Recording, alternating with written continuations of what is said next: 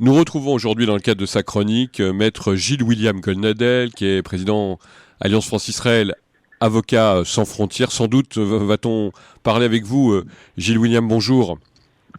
Bonjour. De cet aspect aussi de avocat, c'est votre métier, c'est votre vocation, et sans doute là, ça dépasse évidemment la vocation, puisque ce n'est pas la première fois que nous allons évoquer, dans le cadre de cette émission, ce qu'on peut appeler maintenant l'affaire Sarah Halimi Attal.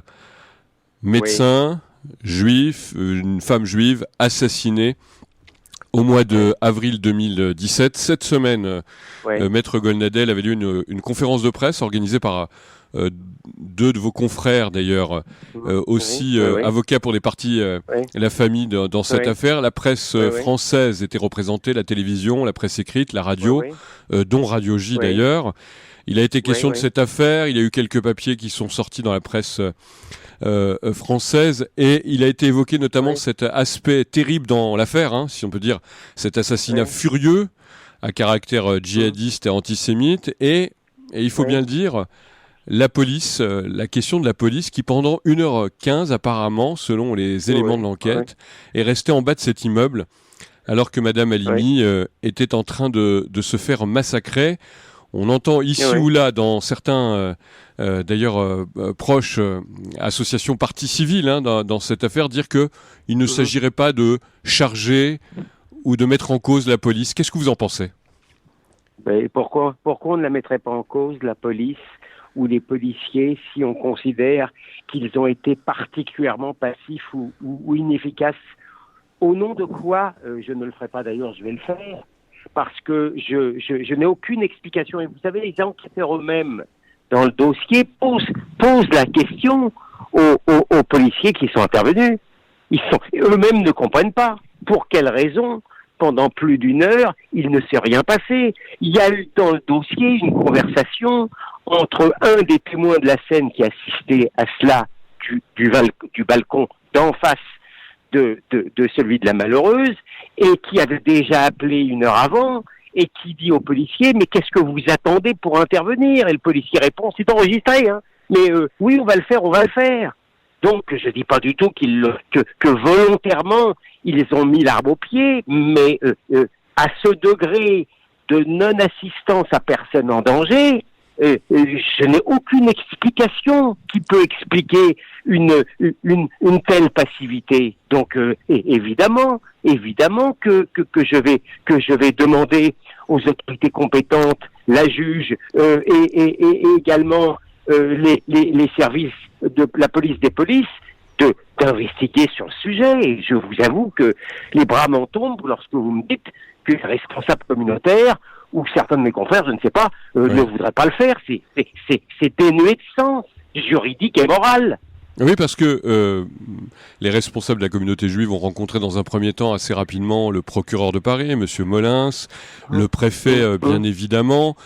Tous affirment qu'ils ont une entière confiance entre ces deux personnalités, ces deux institutions, et finalement de la justice et de la République. Mais tout ça, c'est pas suffisant d'avoir confiance et d'avoir respect. Écoutez, il ne faudrait pas que la confiance confine à la naïveté ou à la passivité, parce que moi, je m'aperçois quand même que pendant 1 mois, tout le monde a été totalement émollient dans cette affaire, y compris une partie de la communauté juive organisée. Donc, moi, je veux bien tout. Moi, ce que je vois, c'est que on a épousé dès le départ la psychiatrisation de cette affaire. Aujourd'hui, l'assassin qui s'est déchaîné sur la malheureuse est un islamiste radical, un antisémite. Alors j'entends des fois que l'antisémitisme n'est pas prouvé, mais enfin quand des skinheads balancent à la scène un malheureux comorien, on se pose pas beaucoup de questions pour savoir si c'est raciste ou pas. Donc quand un antisémite islamiste se déchaîne au cri de Allah Akbar sur une pauvre juive, on devrait quand même pas pousser l'introspection trop loin. Donc aujourd'hui, est-ce qu'il est normal que l'assassin soit dans un centre psychiatrique et non pas en prison? Pardon, mais ça n'a aucun sens. Bien sûr que c'est un exalté, bien sûr que c'est un crime insensé comme tous les crimes djihadistes. Vous savez, quand on veut sacrifier sa vie, c'est qu'on n'est pas un modèle d'équilibre non plus, mais de là à pouvoir espérer éviter la responsabilité pénale. Pardon, je suis amer, je suis en colère, je suis malheureux. Il y a quelque chose qui m'échappe encore une fois. Vous aviez pointé justement Gilles-William Goldnadel, juridique de ce dossier. Gilles-William, vous aviez pointé, disons à l'avant-veille du deuxième tour d'élection présidentielle, le fait qu'un certain nombre de responsables communautaires aient reçu Emmanuel Macron, donc devenu entre-temps président de la République, au mémorial de la Shoah, et qu'il n'ait pas évoqué cela.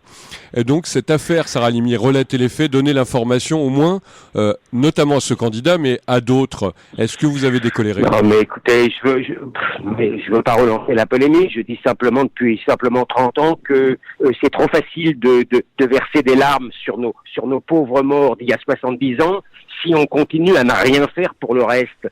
Donc je suis désolé, je ne sais pas ce qui s'est dit entre ces responsables communautaires et aujourd'hui le président lors de sa visite, mais évidemment que pardon, mais moi je ne suis pas insensible aux honneurs je suis pas meilleur qu'un autre, mais en tous les cas lorsqu'on accepte les honneurs, il y a un prix, et le prix c'est de se battre pour sa communauté, pour son peuple, pour les victimes d'ailleurs de toutes sortes, et pas se contenter d'être des bénis oui. Donc oui, vous avez pointé également l'une de mes causes de ma colère, c'est cette manière un peu de se conduire sans jamais rien demander aux responsables politiques, sinon des commémorations et des condoléances. Et aujourd'hui, en un mot, on aura l'occasion évidemment d'en reparler, puisqu'on a déjà fait, et que c'est une histoire qui est en instruction. C'est une affaire extrêmement lourde, grave, d'antisémitisme, de djihadisme. Qu'est-ce que vous attendez aujourd'hui du cours de cette enquête ? J'attends que la justice soit juste.